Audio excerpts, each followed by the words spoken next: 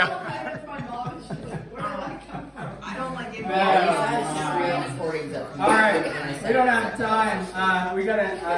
I gotta give you a second part to 12.4. We're just gonna do a couple more examples and then give you time to work on some homework. Let's grade it after. I just want to get the lecture going and get it done.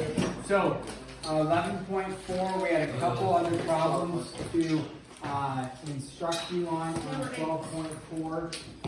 We talked about the LCM, we talked about performing the indicated operation, meaning adding, subtracting, and then we were simply going to look at perform the indicated operation. If you were to do this, so this is just 12.4 continued, going to do a couple more examples. If you have something like this, 7 over x plus 2 times x minus 5. What we really like about that denominator, can anybody tell me what we like about that denominator? It's factored. It's in factored form, yes. We like that when it's in factored form, okay? And the reason is that we don't have to factor it. And when we are looking at variable expressions in the denominator, a lot of times we're going to have to factor. We want to look for the factoring. So when we look at this, we are going to, for the LCM, we are going to take each factor and consider it when we go to write our common denominator. So when we look at this, we say this has an x plus 2, this has an x plus 2. Thumbs up. Do I need to add an x plus 2 over here or multiply one in? No. This has one, this has one. Therefore, what are we putting in the bottom? X plus 2. All right, this has an x minus 5. Does this have an x minus 5? No. So what do I need to give the right side? An x minus 5. I need to give it an x minus 5 over x minus 5. It needs that, right? So that it can be in common. So now they have the x plus 2, they have the x plus 2, they have the x minus 5, they have the x minus 5. What's missing? X plus 3. Which side needs the x plus 3? The left side. So we say x plus 3, x plus 3, like this. And so then, on our common denominator, it's x plus 3 in there and x minus 5. The order doesn't matter in the denominator, just all three factors need to be in there. On the top, you will want to distribute in, so you would get a 7x plus 21. Some error occurs. A lot of times people just put 9x minus 5. That error occurs. They forgot to distribute the 9 in, so 9x minus 45. On the top, we go 7x and 9x is 16x, 21 minus 45. Negative 24. On the bottom, we are not going to FOIL all these together. We'll just leave them in nice like this. It's really nice. Then, Factor the top. I'd factor the top just in case, right? One thing though, before you, if you go to factor, what do they have in common? Actually, 8.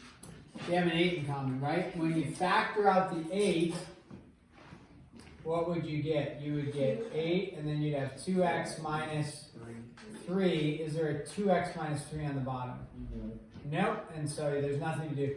So if you recognize that there's not going to be anything factored or that can cancel, this is an acceptable answer right there. You could just leave it there. If you factored it like this and brought out the 8, that's fine as well. Okay, so you can do that one as well. Your choice on that. Okay, a second one for today is what happens when you have a 1 over 2x plus 8. 1 over 2x plus 8. Is that in factored form, fully factored form, I should say? No. The next one is minus x plus 3 over, remember that negative is going to throw a challenge in for us, right? 3x plus 12 over 3x plus 12. When I say that negative is going to throw a challenge in because we have to end up distributing it in at some point. Okay. So when we look at this, we say, okay, we identify that this is not the same as this, But before I say, okay, this has a 2x plus 8, let's give this a 2x plus 8 over 2x plus 8. This has a 3x plus 12, let's give this a 3x plus 12 over 3x plus 12. Before I do that, I should factor it because maybe they already have something in common. And so when I go to factor, let's say 1 over, what can I factor out of there? A 2, and I'm left with x plus 4 minus x plus 3 over, what can I factor out of here? 3, what am I left with? X plus 4. X plus 4. Okay, so now I look and say, oh nice, they have something in common, right? They have the x plus 4 and the x plus 4, so I'm going to put that down here. I'm going to put it in parentheses because we're going to have other factors involved. Then we look and say, hey, this has a 2, does this have a 2? No, therefore I need to multiply this side by 2 over 2, and then this has a 3, this doesn't have a 3, what do I need to multiply by? 3 over 3. Now when we go to put the common denominator, don't put 3, 2, x plus 4, just say 3 times 2, right? 3 times 2, 3 times 2, what's 3 times 2? 6, and we leave it like that. Okay. Now on the top, 3 and 1 gives you 3. This, there's two things going on. We got to distribute the negative in, and we have to distribute the 2 in. So you could show the step or just do the double distribution at the same time, meaning minus 2x minus 6. And you say, well, where did I get negative 2x minus 6? Negative and negative, right? It distributes in, so I get a negative and a negative. That takes care of that. And then distribute the 2 in. 2 and 3 is 6. 2 and x is 2x. Then we say, what's 3 minus x? Negative 3 minus 2x, right? Because there's nothing. And then over 6 times x plus 4. The book answer probably is not going to be that. I guess. No, they say negative. You know what they do is they just change this to a negative 2x minus 3, like that. They put the x out front. I'm okay if you don't for this. You know, just getting to here is great. Technically, the variable goes in the front for formality, but we would take this as well. I was going to say the book might do something like factor out a negative, and so it would look like this, but they actually don't. But that's one thing sometimes books do, is this looks different, but the negative, they just took the negative out of here and here, brought it out front, but they don't, they leave it like this. Some errors occur, right? They go, oh, 2 goes into 6, can't do it because this is attached with addition. Okay, so don't you do it. What numbers did you have to go up through? 12 through 27, 48. Yeah. Okay, good. Let's do one more example, then we'll be done. Our third example, then we're done, is if you have 10 over x squared minus 6x minus 27. Oh, what we look at this is saying, oh, this looks a little challenging because factoring, right? But let's go ahead and break it down. Again, on the left-hand side, we look, on the denominator, is the denominator here the exact same as the denominator there? No. So we need to factor so as to find a common denominator.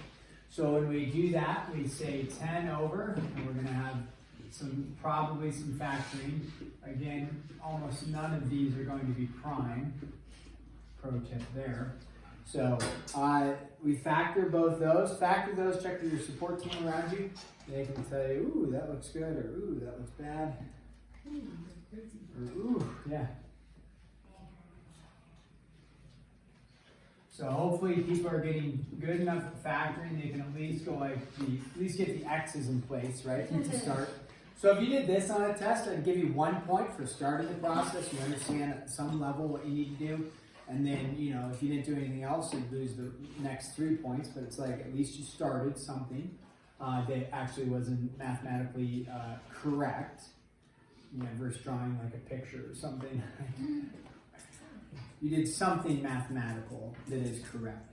Okay, so then several of you have it. You went what? 9 and 3, and then negative and positive. Right? And then you went, what, 6 and 3 and negative and positive like that. And you may have switched the order, which is fine. No problem. Not the order of signs, but the order. Okay, so then you look and you say, okay, what do they already have in common? X plus 3. Okay, so what is going to go down here right away? X plus 3. So that's a plus 3. So that's in common. Then we say, what does this side have that this side is missing? What's this missing? X minus 9. The x minus 9. So what do I need to give it over here? X Minus 9 over x minus 9. Okay?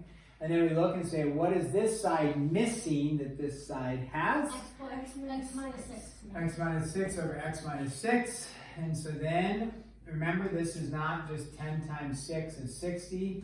That's true, but what do we need to do with the 10? Distribute. We got to distribute it. Even though I didn't put parentheses there, it's this times whatever's up there. So 10x minus 60 plus 8x minus 81, also known as 72. So, this is a positive 8 getting distributed in, so we're not changing the sign on there. Alright. Oh, I forgot on the bottom, didn't I? Yes. No. Oh. But I got it now. There we go. Alright, we got all 3 components in there.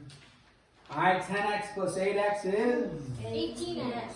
18x minus 16 and 72 is? 12. Negative. No. 100. Nope. Negative. Wait, what? Negative. 132. Yeah, you're okay. 132.